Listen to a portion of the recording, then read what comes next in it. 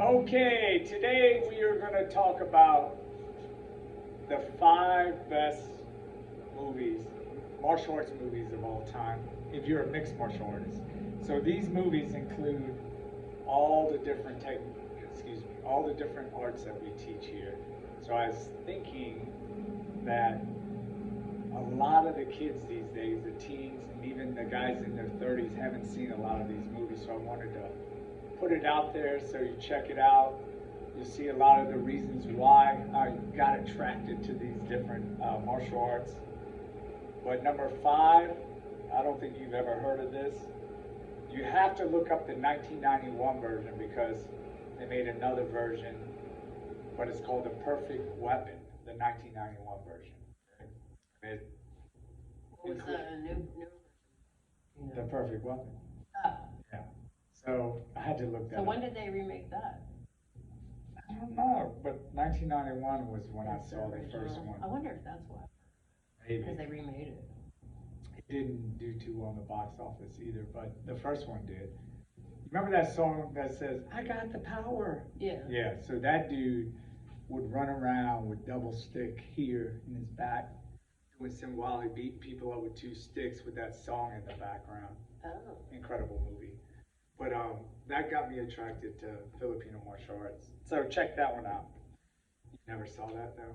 No. I Got the Power. No, I'll have to go watch that. You'll remember it once you see it. Every time you hear that song, that's all you're going to think about it. Dude running around with double sticks. Anyways. It's hard for me to move past old school. That is old school. Yeah, old school the movie. It was in there. Don't they dance to that? You're right. I'm pretty sure that. Nah, it'll erase that because when you watch someone get beat up with double sticks, it'll just erase that. Anyways, number 4, moving on. We're trying to make this very quick. Above the Law. Have you seen that one? Above the Law, Steven Seagal. No. Never saw that one? No. Okay, so this was when Steven Seagal first came on the scene. I included it on the list, even though it's not martial arts that we do. But it was the first time you ever saw somebody get beat up, and it looked pretty. So I feel like you've showed me clips of it. yeah, Because I remember Steven Seagal being very young yeah, and thin. in there. Yeah, and he's actually a very legit martial artist, even though everybody makes fun of him.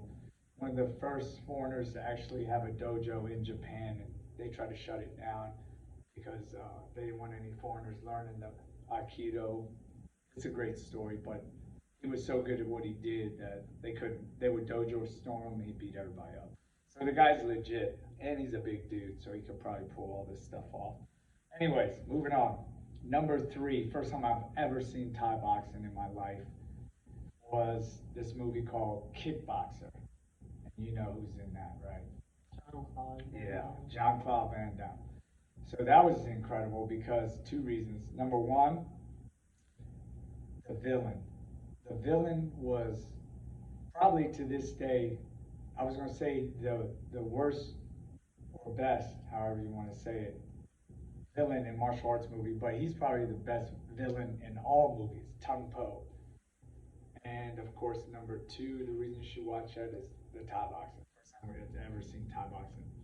And the thing that was memorable about that was, I don't want to give away, spoiler alert, but you hear this thunderous crack. His brother's about to fight this unknown guy, and his brother was like a champion. In real life, he's a real champion kickboxer. But anyways, to make a long story short, Jean-Claude's walking by, listening to this thunderous boom, and peeks into the locker of the opposing fighter. There's Tung Po warming up by kicking this pole. That's the first time we ever seen it, with his shin. I think that storyline's coming back.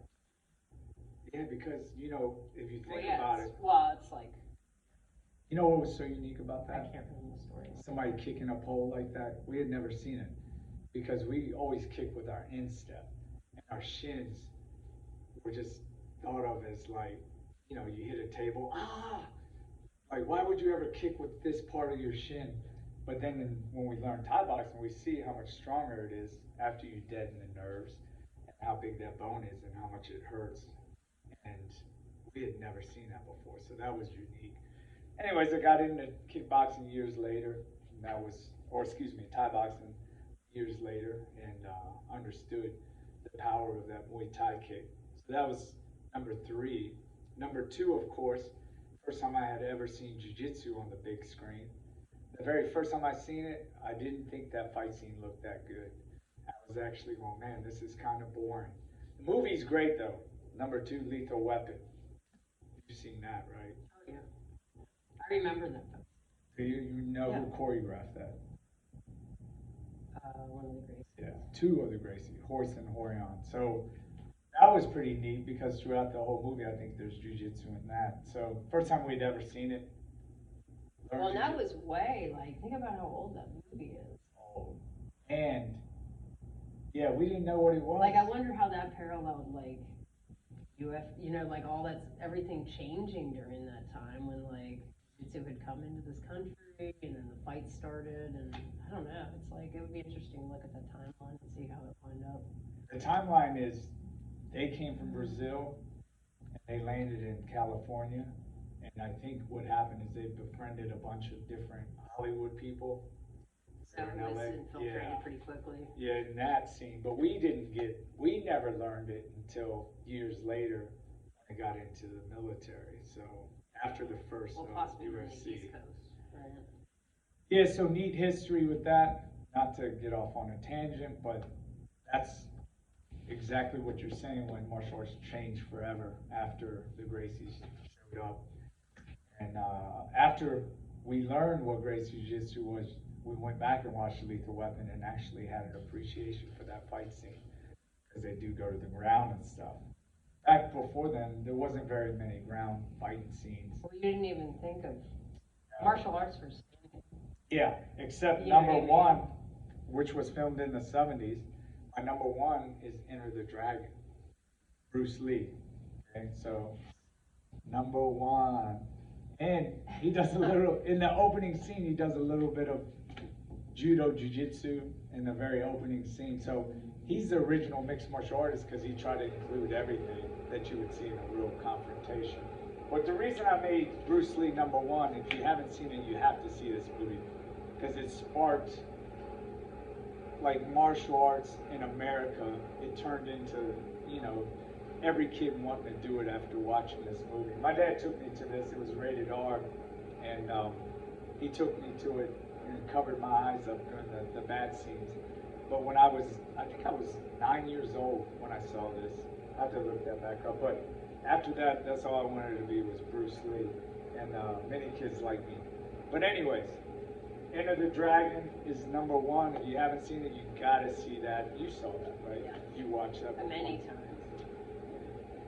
The other reason you should watch Enter the Dragon is it's the epitome of human performance, meaning Bruce Lee at that time, it was right before he died, was at the top of his career and the top of his physical fitness and spiritual and mental, and you see it in these choreographs, seeing how fast and powerful this guy is. So it's a neat thing to watch, and yeah, even though the scenes are choreographed, you can see the human performance at a very, very high level.